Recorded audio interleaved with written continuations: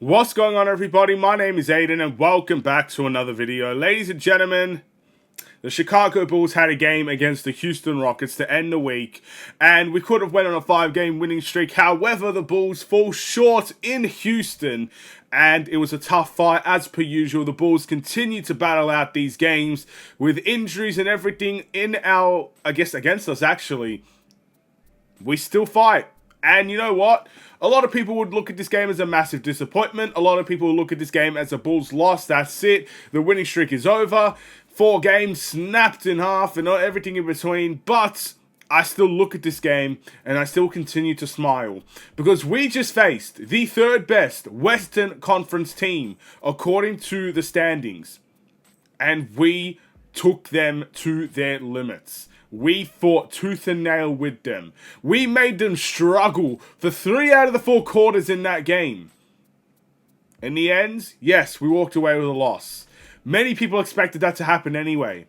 But the fight, the resiliency, the never say die attitude is something I'm going to take away from this team every single time. But before we get any further, if you liked the video and you want to see more from me, drop a like, drop a follow, and or subscribe if you are new. And let me know in the comments below your thoughts about the Chicago Bulls, their game today, and your player of the game as we lose this one 117 to 114.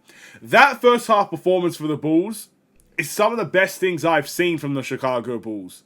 We had a very, very strong first quarter, and of course, we didn't win the second quarter, but we had a very strong second quarter as well. And we're talking about a team that did a lot of things right. Knocking down the 3-ball very well. We even got steals. We don't get many steals. We don't get many points off of turnovers either. And we did that at a very effective level as well. Rebounding was solid. Team effort was everywhere. And we started really nicely. And Houston, they started alright. But in Houston, you expect them to start alright. Houston, you expect them to win the game. Houston, you expect them to kind of have an easy night against the Bulls. That wasn't the case. And that's where the happiness comes from. The fact that this 10th-seeded Chicago Bulls team, a team that everybody thought was going to suck after the Zach LaVine trade, a team that everybody thought was not going to be good enough, we need to tank for the first overall pick and all these things, was the exact same team. Without Josh Giddey, without Lonzo Ball, without Ayo Dosunmu, that team took it to the 3rd best team in the Western Conference. And look, I think the West is 10 times better than the Eastern Conference. I really believe that.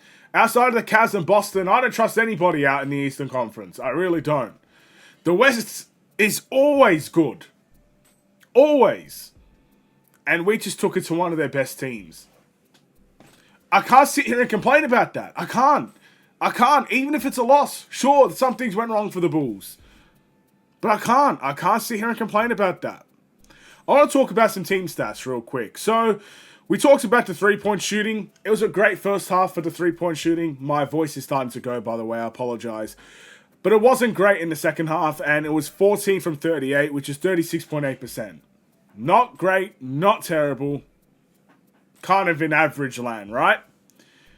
The Bulls did very well field goal wise as well. We had a better field goal percentage. We made less shots, but also we took less shots as well. So that's where that comes from. In terms of rebounding, I think this is our biggest weakness. We did lose the rebounding battle by a significant amount. 54 rebounds to the Houston Rockets.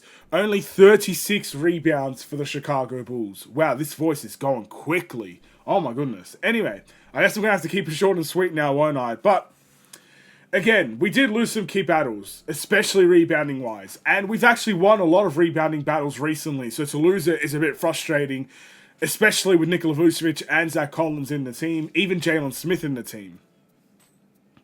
Nevertheless, it's still something that I won't necessarily think too much about in the long run. Let's talk about some individual stats before we go because, yeah, this voice is going and I don't think I sound too pleasant at the moment.